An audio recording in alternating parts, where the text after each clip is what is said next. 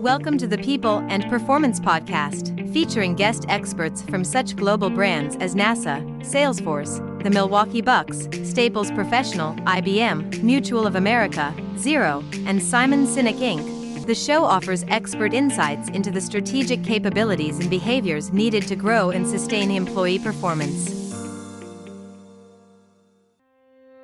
In this episode of the People and Performance podcast, we consider ways to connect employee performance to company performance. Listen to as we chat about ways that AI can fill some performance gaps. Hey, this is Bill Banham. Chris and I are joined this time by Kim Tabak, a consultant helping businesses, big and small, across North America to leverage their number one asset, their people. Kim has over 20 years of experience designing and executing people and culture strategies for leading organizations across various industries. Chris and I hope that you enjoy this episode of the People and Performance podcast. And if you do, please remember to like, comment, and subscribe. Welcome to our podcast today, Kim. We're pleased to have you here. Can you take a minute and introduce yourself? Thanks so much, Chris. I'm happy to be here. So after 25 years of working in industry, I struck out on my own at the beginning of 2023, and I'm providing independent advisory and consulting services to organizations big and small who are focused on superpowering their number one asset, which is their people. Let's get into the meat of today's conversation, and let's start by talking a little bit about connecting employee performance to company performance. In a recent LinkedIn post, see, we do our homework ahead of time, right? We crawl through all of the different posts and whatnot, and I found this one. And in this LinkedIn post, you wrote the following: a fully transparent annual performance planning cycle is critical in building this level of connection, directly linking all employee goals, both personal and functional, to the overall performance objectives of the company helps draw a direct link between the employee and the performance of said company. This connection helps employees understand how their job and their performance matters, which establishes a deeper sense of accountability and connection. Regular performance check-ins built into the annual cycle help to reinforce this connection. So my question for you on the back of that is, how did you manage these processes when you were a people leader at companies such as Deloitte and Canadian Tire and various others? And what would you say to those that suggest that annual performance reviews are a thing of the past, Kim?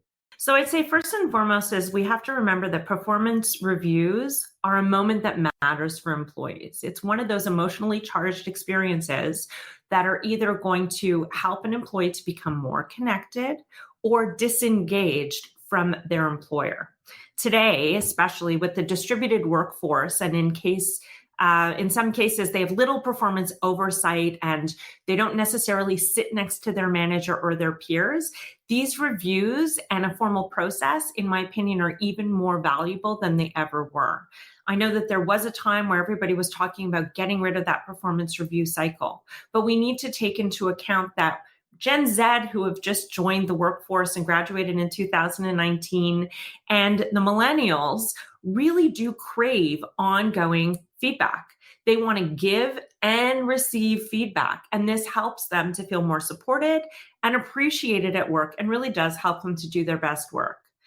So just, with regards to the question about performance reviews and my role in potentially even designing the performance review process at different companies, there are a couple of principles. And so the first is they don't need to be good reviews. It doesn't need to be, all about sunshine and rainbows, but reviews always need to be fair and equitable. The second principle I would say when thinking about performance reviews is nothing should be a surprise. Employees should be receiving feedback when it comes to performance reviews in a timely way and not waiting until quarter end or year end to be receiving that feedback.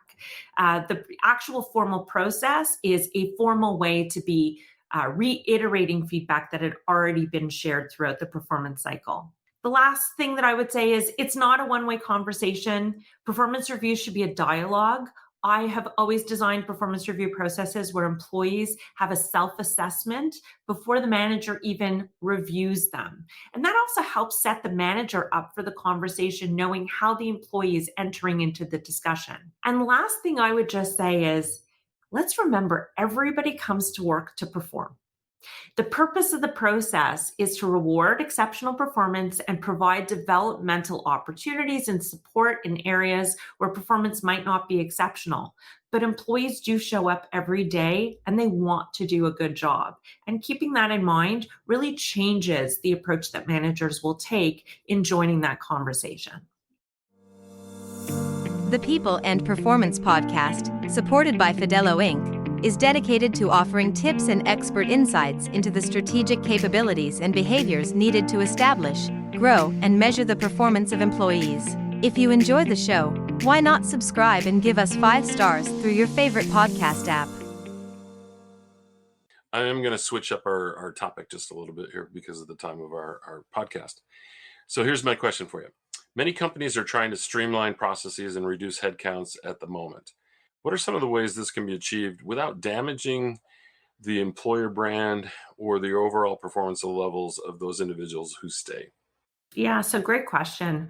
Going through difficult periods like reducing staff is another one of those emotionally charged moments, not only for the employees who are being released, but also for the employees who are staying, the survivors, which goes to your question, Chris. So I really appreciate that.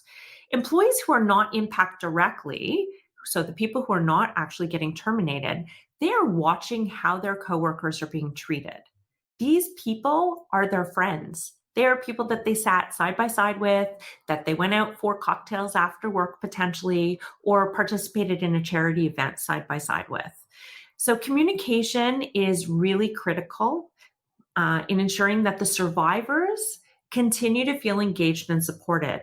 The communications need to be handled with confidentiality and respect, both with the employees who are leaving and with the employees who are staying.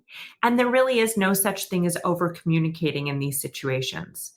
These communications help employees understand when the change is needed to happen and help them to understand the business reason why the change, was decided. So communicating with the whole company and all of the employees to let them know why the change has been made and what the company is hoping to achieve with the changes. And the fact that, to reiterate that all employees were treated with the utmost of respect will go a long way. I would say that giving employees space to ask questions, the employees who are the survivors, to ask questions about, more about the rationale of the company, what the future holds, and how this actually relates back to the strategy is really important also. So I would say you start with open communications, probably at a company level, and then I always recommend more of that team level communication and then opening the door for one-on-one conversations where employees are having a particularly difficult time accepting the change. After all of that, it actually goes to develop greater trust with employees. All right, let's talk about one of those scenarios that could potentially impact that last question I asked you here. And that is leveraging the international talent market to fill key roles is one way to keep people costs down. What are some of the benefits and complexities of building a global workforce in that manner? Yeah, so I'm going to say, let's make no mistake, hiring internationally, when you want to do it the right way, isn't actually less expensive. So I would suggest to most employers where you want to go out and you want to hire internationally, the reason for doing it is because there is an incredible population of untapped, high quality talent that is available, not because you want to save money. Because when you do it well and you do it properly, you're investing not only in hiring people to do the work, but you also want them to feel connected to the company so that they could perform their best work. And that requires for you to build a culture for them, help them to participate in things like benefits, in company events, et cetera, et cetera.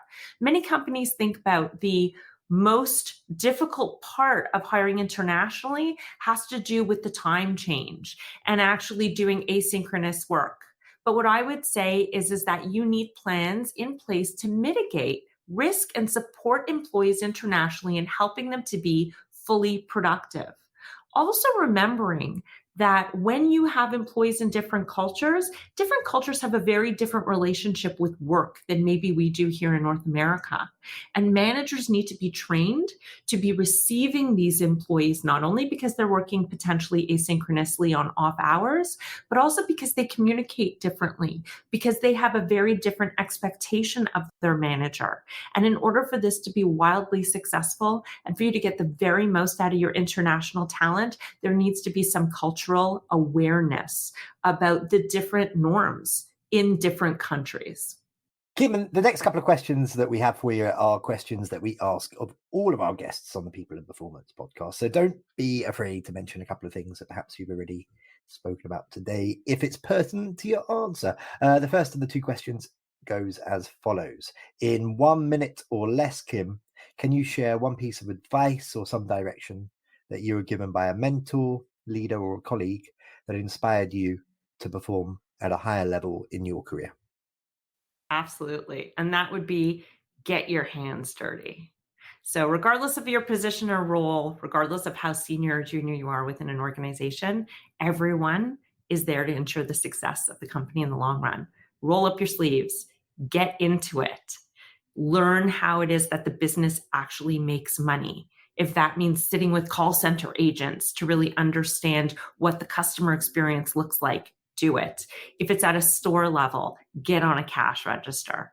Understand the experience of employees, and that will build your credibility with employees and peers, and also act as an example for the rest of the organization. Love it. Thank you very much. Okay, the second of our two standard questions goes as follows. And don't worry, there's no time constraints. However, this is supposed to be a 15-minute conversation, so don't go too long. As follows. From a culture and people processes perspective, Kim, what does a high-performing company mean to you? So high-performing companies are made up of employees who are aligned to the mission and values of the organization. Because the values of the company are a reflection of their own personal values. Employees have choices. They can work anywhere. When they work where they believe in the mission and the purpose of the organization, and they believe that their behaviors are highly valued, and they enjoy the way that you work, they will perform their best work every day. High-performing companies have dedicated and engaged employees, people who are there not only because they get paid to be there. They have employees who believe in the vision and the purpose and want to be part of the journey and the solution. Last question for our listeners. First of all, we want to say thank you, but the question that we have for you is, how can we learn more about you?